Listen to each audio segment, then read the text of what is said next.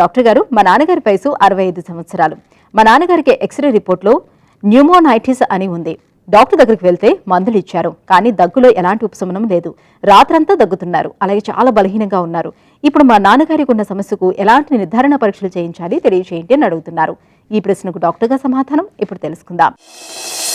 60 ఏళ్ల కంటే ఎక్కువ ఉండి పేషెంట్ స్మోకింగ్కి కానీ లేదంటే పొల్యూషన్కి లేదా ఫైర్వుడ్ స్మోక్కి ఎక్స్పోజ్ అయినట్టు అయి ఉంటే, లేదంటే ఆక్యుపేషనల్ లంగ్ డిసీజ్ అంటే పెయింటర్స్కి లేదంటే కోల్ మైన్ వర్కర్స్కి వీళ్ళందరికీ ఏమవుతుందంటే ఊపిరితిత్తులు క్రమేణా గట్టిపడతాయి.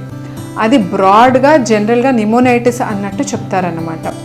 సో ఎక్స్రే ఫైండింగ్లో నిమోనైటిస్ అని ఉండి ఆ తర్వాత దగ్గు ఏ ట్రీట్మెంట్ ఇచ్చినా తగ్గట్లేదు అన్నట్టయితే ఈ పేషెంట్కి ఫర్దర్గా ఇన్వెస్టిగేట్ చేయటం అనేది చాలా ఇంపార్టెంట్ అయిపోతుంది అనమాట.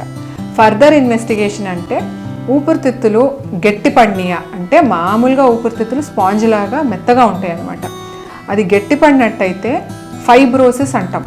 లంగ్ ఫైబ్రోసిస్ అనేది కనిపిస్తూ ఉంటే అది ఎక్స్రేలో ఒక్కొక్కసారి నిమోనైటిస్ అనే డయాగ్నోసిస్ ఇచ్చే ఛాన్సెస్ ఉంటాయి.